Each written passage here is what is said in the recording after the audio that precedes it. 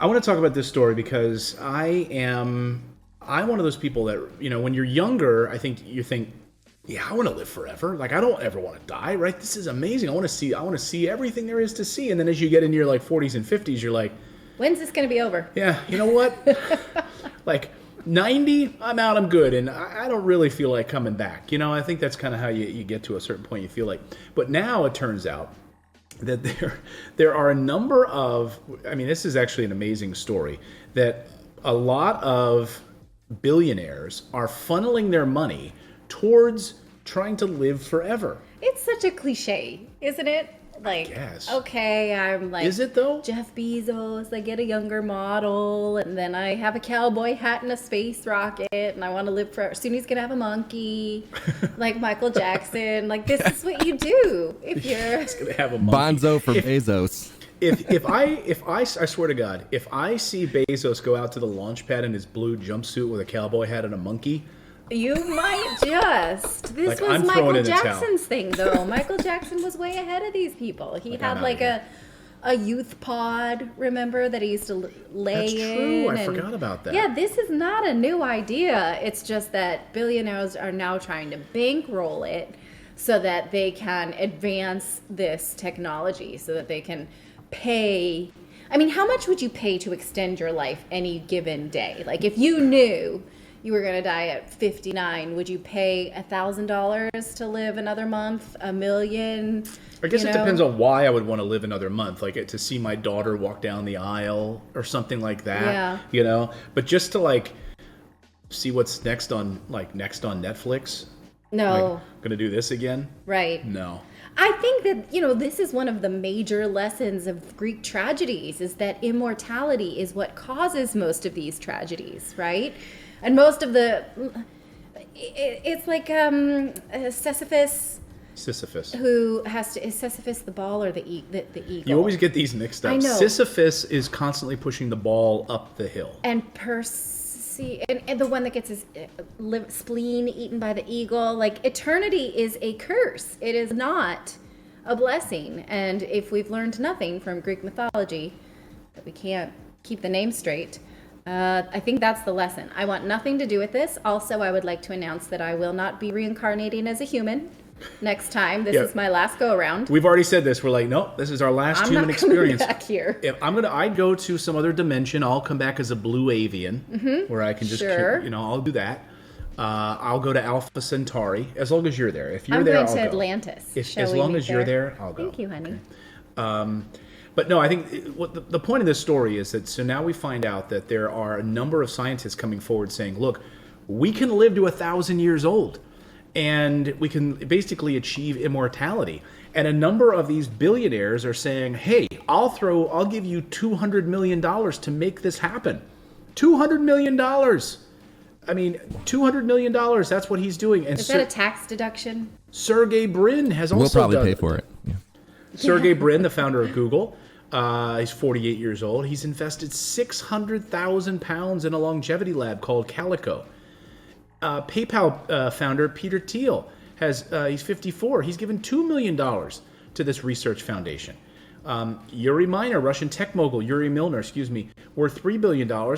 He's given millions of pounds to science for anti-aging. They're all obsessed with this. They want to I feel like they just want to grace us with their presence for the next 1,000 years. Because they think they can do so much to change the world. It's so egotistical to think that the world needs me and the next generation cannot do what I'm doing. And I have failed to pass these gems of knowledge down to my kids, so I must keep living.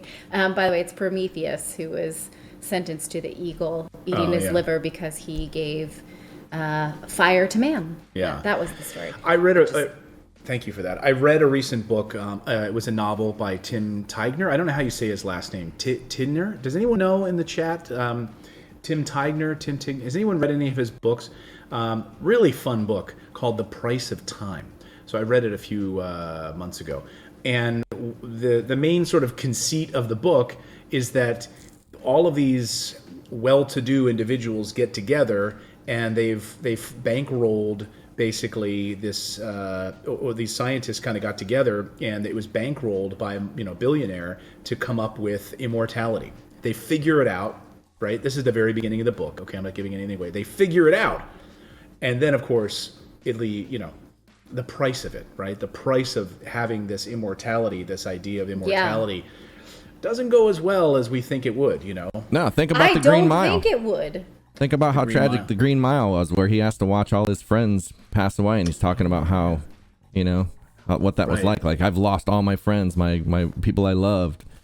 Well, you could just pay for all your friends to have the same experience, I suppose. Yeah. If you're I invest $79 a month now on longevity through Athletic Greens. So there you go. Okay. Well, and I think that's a good point. Like, I don't want to live. So, like, when we have like Athletic Greens, or we have like another supplement that you might be taking to improve your life, like, that's so okay. If I've got 40, 50 years left here, you want to feel good. Then I want to feel good. I don't want to be Right. like crippling. Oh, I can't even move my knees anymore.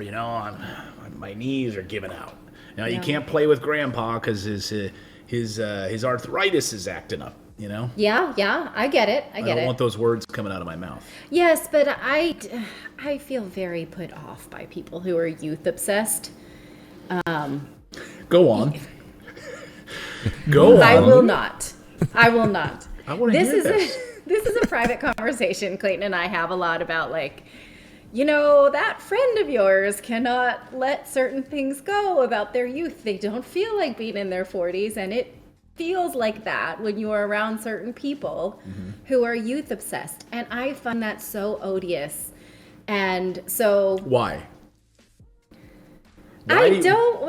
Just tell us why. No, why do you find it odious? I mean, you have a problem with nostalgia, basically, and you think like, okay, people sort of like living in the past. Yes, I think nostalgia is more dangerous. When their face was thinner, and so they get, they whatever, or it's like this inability to accept the moment as you are.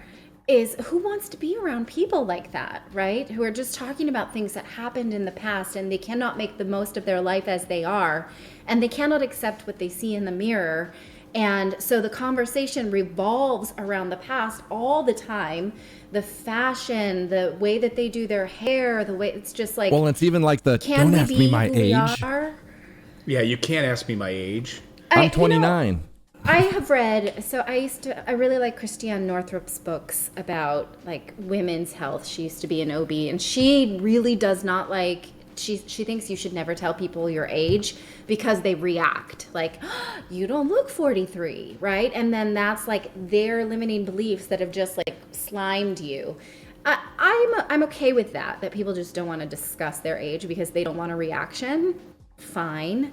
But I also just don't like the idea that like I can't be 43. I can't look 43. I don't want to look 20. I am a woman who's had 3 kids, and this is what I got, and I got to live with it. And so I don't want to be around other people that put that on me.